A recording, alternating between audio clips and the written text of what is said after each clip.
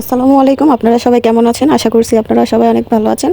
আল্লাহর অশেষ রহমতে আমি অনেক ভালো আছি। আপনাদের মাঝে নতুন একটা ভিডিও নিয়ে আজকের ভিডিওটা শুরু করলাম। তো সন্ধ্যা থেকে আজকের ভিডিও শুরু করলাম। আজকে যা থাকছে, আজকে হচ্ছে ছোট মাছ ভাজি করছি, মানে ছোট মাছ হাতে মাখিয়ে রান্না করব, প্লাস মুরগি মাংস রান্না করব। আর আমার বরকে একটু সারপ্রাইজ দিব। ও অনেক দিন থেকে গ্রিল খাইতে চায়, খাইতে পারে না, হয়তোবা সময়ের শর্টকাটে বা বিভিন্ন কাজের চাপে সব কিছু মিলায় হ্যাঁ গ্রিল খাওয়া হয় না। তাই আমি ভাবলাম সে যেহেতু মুরগি নিয়ে আসছে, কাটা বাছা আপনাদেরকে দেখায় নাই, তো সে যেহেতু মুরগি নিয়ে আসছে তাহলে আমি তাকে গ্রিল বানাই দিই। তো আজকের হচ্ছে ফার্স্ট ইন্টুতে তো বুঝতে পারছেন যে আমি আজকে কী কী করতেছি। তো আপনাদেরকে সবটাই শেয়ার করব, আর সেটার জন্য ভিডিওটা আজকে নিয়ে আসছি তাই। আর এই যে টমেটো চাটনির রেসিপি আমি দিয়েছিলাম আগের ভিডিওতে, কিন্তু ভিডিওটা কেন যেন কপিরাইট খেয়ে নিছে, জানি নাই কী কারণে, কী ভুলবশত কারণে আমি বুঝতে পারি নাই। তো আসলে এটা আমাকে আরও রিচার্জ করে দেখতে হবে কেন এই জিনিসটা হয়েছে। তারপরে যাই হোক, সব কিছু মিলাই আপনাদের মাঝে একটা ভিডিও নিয়ে আসলাম। এই ছোটো মাছগুলো আমার বাঁচতে অনেক কষ্ট হয়েছে। ও রাত্রে নিয়ে আসছিলো, আমি এগুলো ফ্রিজে 3-4 টুকরা বানায় রাখছিলাম, তার মধ্যে একটা নিয়ে এসে বাঁচছি। বাঁচার পরে বেঁচে সুন্দর করে হাতে মা খাই, ছোটো মাছগুলো ভাজি করছি, আপনারা তো দেখলেনি।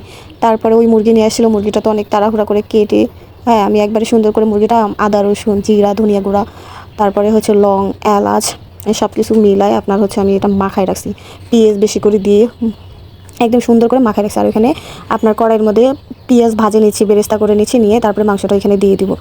আর ওইখানে আমি এটা মাখায় নেওয়ার আগে, এই মুরগি মাখায় নেওয়ার আগে আপনার হচ্ছে আমি কী করছি, কিছু কিছু পিস, কয়েকটা পিস, এই যে রানের লেগ পিস আমি রেখে দিছি, দিয়ে আমি এই পেঁয়াজটা ভাজার আগে আমি লেগ পিস কয়েকটা ভেজে নিছি। ওকে গ্রিল বানাই দিছি। তো রান্না করতে করতে ঘুমাই গেছে, তো আমি এগুলো ভেজে রাখছি যে ওকে সারপ্রাইজ দিব। তো সেই জন্য ওটা আমি আগেই ভেজে রাখছিলাম। তো তারপরে তো যাই হোক, যে পিস একদম বেরেস্তা হয়ে গেছে, তারপরে আমি হচ্ছে আপনার এই মুরগিটা এখানে ঢেলে দিছি, মাখানো গোশটা ঢেলে দিছি।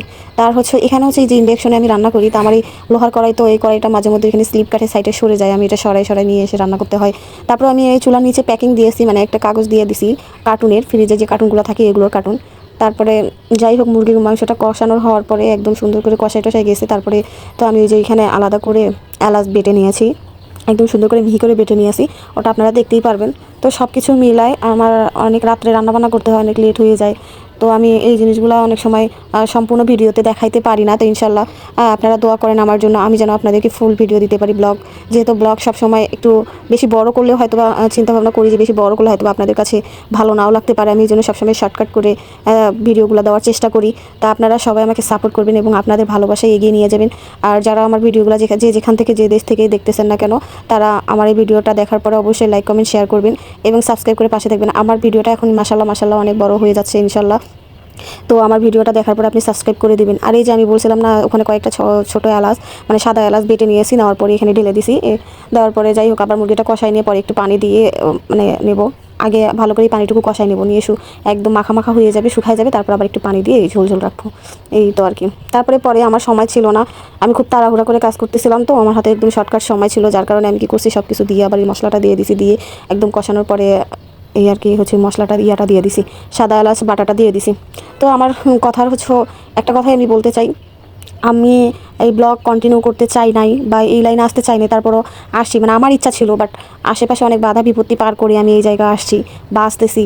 তা আপনারা সবাই আমাকে সাপোর্ট দিবেন। আসলে সূক্ষ্ম জায়গা থেকে মানুষ অনেক কিছু করে, এবং আপনাদের ভালোবাসায় আমি যেন এগিয়ে যেতে পারি, অবশ্যই আপনারা আমাকে সাপোর্ট করবেন এবং আপনাদের ভালোবাসায় এগিয়ে নিয়ে যাবেন, আমি এটাই কাম্য। আপনাদের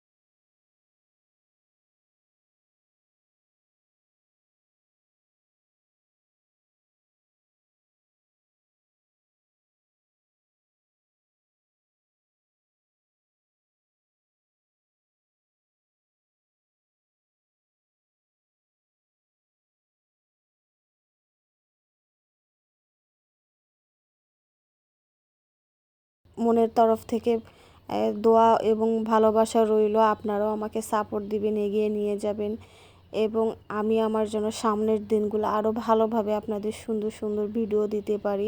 তো সবাই ভালো থাকবেন, সুস্থ থাকবেন। আল্লাহ হাফেজ।